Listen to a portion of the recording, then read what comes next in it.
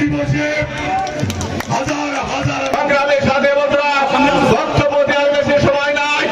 আপনারা জানেন গান্ধী থানা মেহেরপুর জেলার সর্বোচ্চ মামলার আসামি আমি।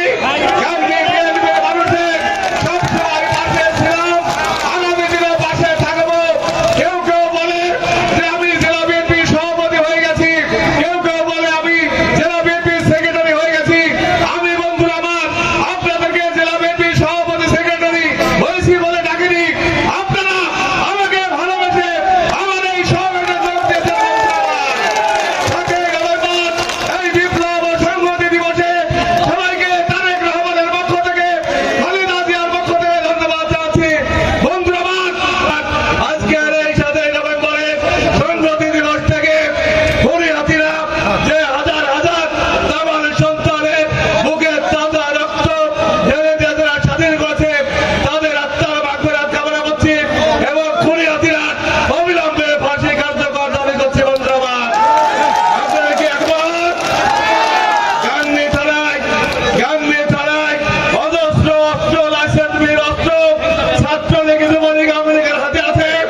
আমি প্রশাসনকে বলবো অতি শীঘ্রই তাদের গ্রেপ্তার করে অস্ত্র উদ্ধার করতে হবে। বন্ধুরা আমার গান্ধী উপজেলা প্রশাসনকে অনুরোধ করবো 5 তারিখের পরে আপনাদের কাজের যে ধীরগতি, এই ধীরগতিকে সচল রাখতে হবে। বন্ধুরা আর যদি সচল না রেখে যদি অচল করার চেষ্টা করে তাহলে আপনাদের দাঁত ভাঙা জবাব দেওয়া হবে। সংগ্রামের সাথে বন্ধুরা আজকে আমাদের আপনাদের উদ্দেশ্য কি একটা, আমার টাকা নাই পয়সা নাই, আমার সাথে জনগণ আছে। ঠিক আছে, তারেক রহমানকে, খালেদা জিয়াকে, মির্জা ফখরুলকে দেখাতে চাই টাকা ছাড়া রাজনীতি হয়, টাকা ছাড়া গণনা হয়।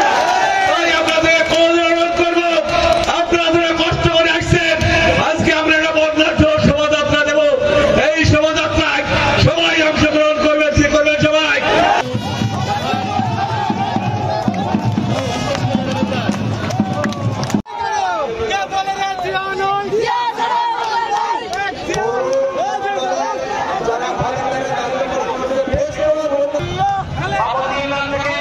আব্দুল্লাহ হাসান খান বাংলাদেশ জাতীয়তাবাদী